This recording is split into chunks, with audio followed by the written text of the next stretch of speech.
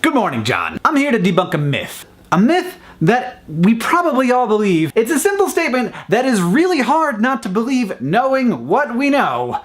The internet brings out the worst in people. We all know that the anonymity of the internet allows the deep evil inside of every human, except for me, of course, to spew forth in a fountain of vomitous hate. And yeah, I see it even on our content. On our sex episode of Crash Course Psychology, there were comments, thumbed up comments nonetheless, talking about how homosexuality is a disease. And yeah, there are two hosts on SciShow Space. One of them is male and one of them is female. I would like you to guess which one has constant comments about their appearance every time they're in a video.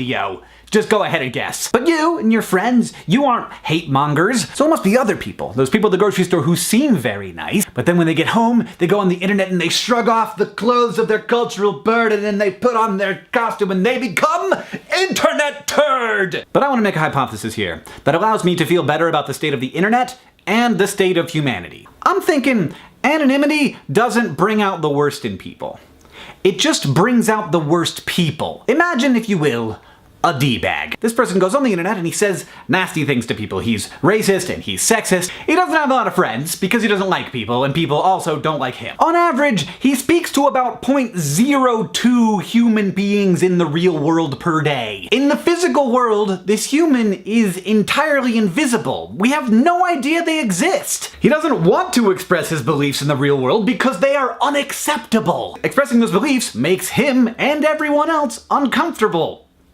Though he doesn't do it! But on the internet, he not only gets to express his views to lots of people, those people then engage with him. It's a kind of exercising of power. He gets to get a rise out of people. It's thrilling. It's not scary like doing it in real life would be. It's a rush. This person isn't like a sweetheart all day long and then goes home and becomes a D-bag.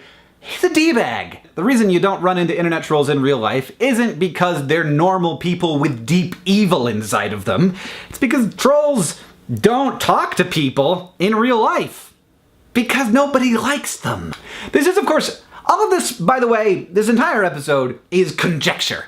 I've got no research to back this up, but it would be fairly easy research to do because I think internet trolls would be super excited about filling out surveys that graduate students in psychology gave them because they probably love to talk about themselves. Because it seems pretty likely to me that at least a good portion of them are narcissists. And honestly, I think understanding this and understanding those people is really important because I think the narrative of the hateful internet negatively affects the culture of the internet. People hear and believe that comments are a nasty place. They are certainly a much more nasty place than we tend to interact with in the real world. The result is that fewer and fewer normal, not trolly people interact in those spaces, and they get worse and worse. While at the same time, we prove over and over again that the internet can actually be a place where lots of really cool and great things happen, like Wattpad and Tumblr and Facebook and YouTube, and like cool things happen.